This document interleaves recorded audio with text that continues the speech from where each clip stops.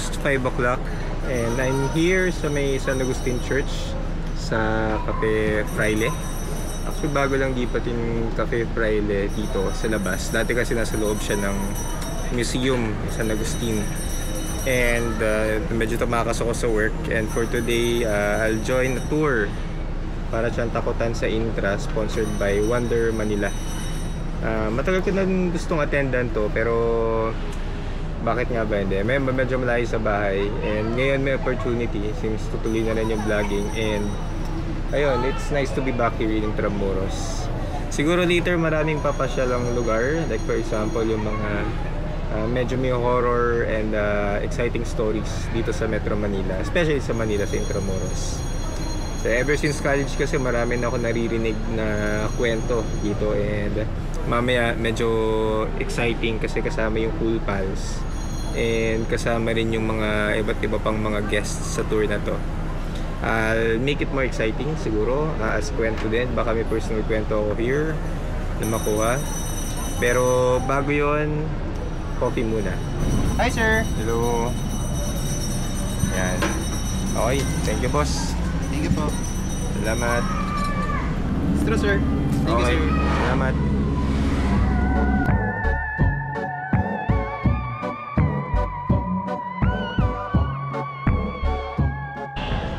Okay, so in a few minutes mag-start na yung tour. So yun yung group. Meron dun isang guy na nakadamit ng katipunero. And later mag-start na yung tour. Siguro mga 3 hours to, and approximately mga 7,000 plus steps. Ayun, 3 hours kami magtatakutan dito sa Takutan sa Intramuros with the Cool Pals. This tour would be finished by around 8 p.m. 9 p.m. kung kasama pa yung yung jokes ng mga ng Cool Pals. 1800s.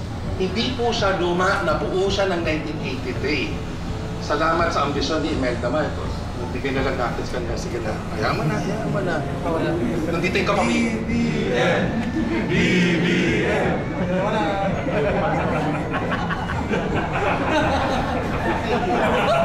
Patingin ka na ba ng mic? Ano yun?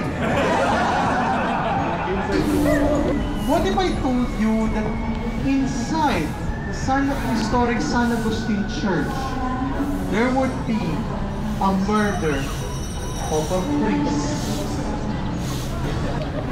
So this tour, may mga stories about crime, urban legends, myth. So ngayon, after the stories sa may Plaza San Luis, we're going to World War II Memorial. Ito yung parang yung statue doon, mayroong monument doon kung saan commemorate yung mga na-deads during the massacre or rape of Manila. Sige, tandaan.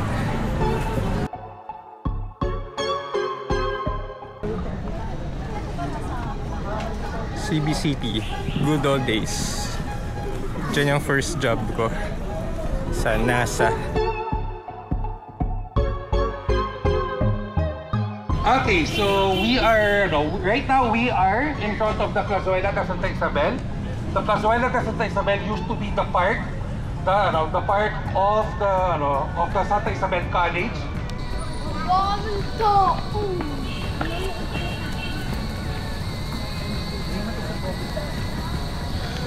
So welcome to the Memorial 1945, World War II Memorial 1945, or simply Memorare. Pwede naman tayo manggamot ng tulo ngayon kung natin yung sayang yung bilog, yung mahirap gawin itong bilog eh. Alam namin na mahirap magpalit ng underwear ngayon sa may tulo. Just in case lang ho na unang humawak po dito hindi namin i-judge. Hindi ka na. Tara na. Yan, pariyan. Sige, mamaya.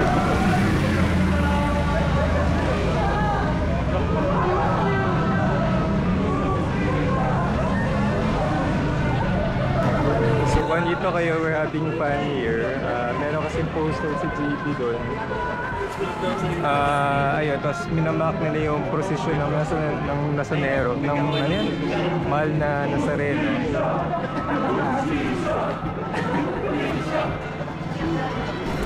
Papunta kami ng Puerta del Parian. One of the most historic places here in Intramuros kasi may nakita doon dating mga ang tawag doon para mga body yung tinapin yung mga katawan dati, may mga horror stories din doon before. Well, behind me is Lyceum of the Philippines. Tuturo sana ako here pero walang schedule. Maybe next time. It's more than 20 years. 7-Eleven, dating McDonald's. Nung college kami. Around 7 PM, dito kami tumatabi ng classmates ko para mag-chikahan at pag-dinner. Right, welcome to Latran. Dito ko to college. Ganun pa rin itsura ng Latran ever since. May horror stories din here. Especially when the Americans entered the walled city from the east. And unfortunately, the Japanese would use the college as a defensive position. And the Americans were have no choice but to obliterate the school. Horror. And this is Dark. what happened to people sa Mandalatan after the shelling and intense fighting.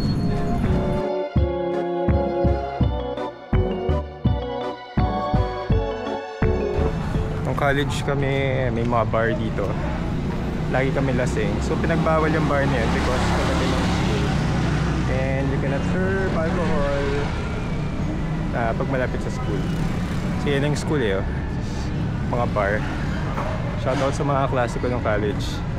Mga lasing.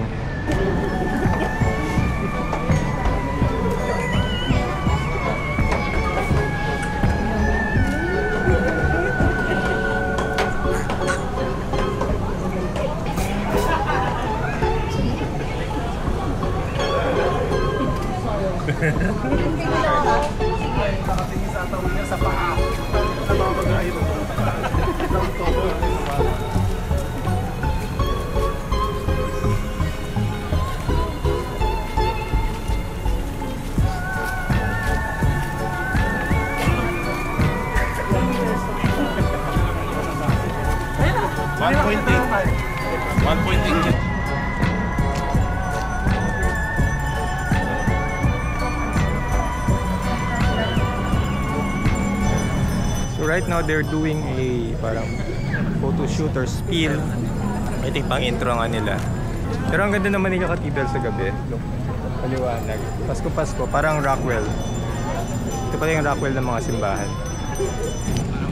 Okay, we are now standing in the former location of the Palacio de Gobernador. Oo, itong building na to bago 1975 lang yan. Pero dati, around the late 1700s, there was a very large palatial house here that was owned by the Secretary of the Governor General. So nung natayo yung bahay, lahat ng tao nagtataka, teka, yung Secretary lang yan, paano niya nabili yung bahay na yan? Paano niya napagawa yan? Kung sinidip yung kanyang finances, ayun, nagdidispalco mula sa gobyerno. So, inahesto siya, binato siya sa Fort Santiago, doon na siya nabatay. So, si Governor General ng time na yun, si Diego Fajardo, si Diego Fajardo bilang, sa'yo naman yung bahay, sa akin na lang. Ayun. So, kaya siya naging Palacio de Gobernador. It has served as the homes of the Governor General up to 1863, where that would be Fort Santiago. Yay! Last na? Yes. Last na?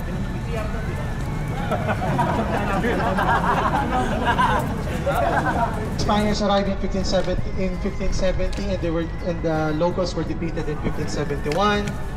They took Manila as theirs.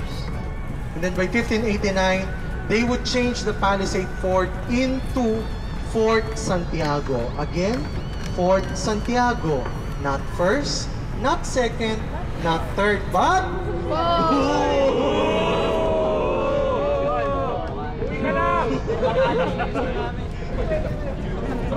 Naging chocolate killer. Please, sumama na kayo. Kailangan natin to. So kanina they're doing human centipede as part of kakwelahan ng Antiques and Fun ng Cool Pals. Baka Virginia later. Viva España!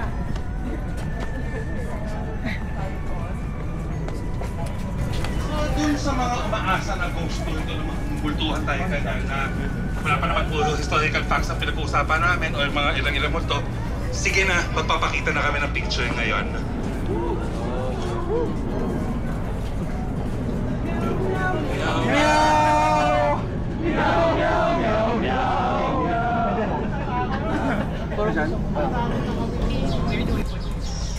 Hawakan ko na lang. Okay, Pwede so... ba pagkwentuhin natin siya?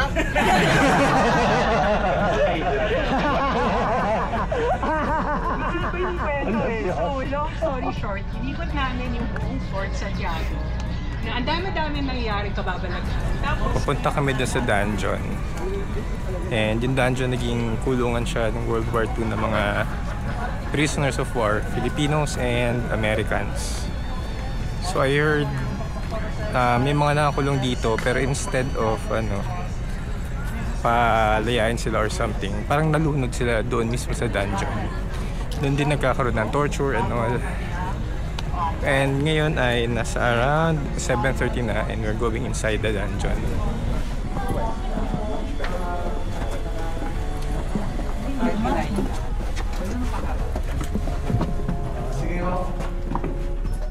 Some will enter the second chamber already. Uy, Asher, doon muna. Gusto ko ata tumakas ha. So, as you can see, when you enter, you will already see dioramas. Dioramas of Japanese Imperial Secret Police, or known as Kempeitai,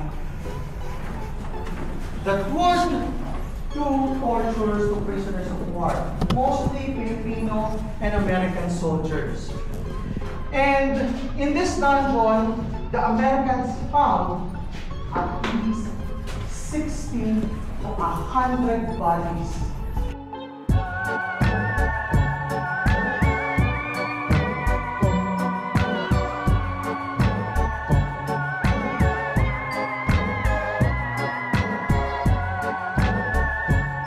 It's already 8 o'clock in the evening and tapos na yung walking tour ng Wonder, what do you call this? Tapos yung walk tour ng Wonder Manila together with the Cool Pal. So siguro to wrap up this video, I would say na I really isa sa mga interest ko talaga is to mga historical tours, going to museum, mag-ikot-ikot, learn new something, learn new chismis ng history, learn new information from the past, mga ganyang bagay. Parang I want that feeling na parang time travel ako to dito sa panahon ng mga Kastila, Hapon, and mga American.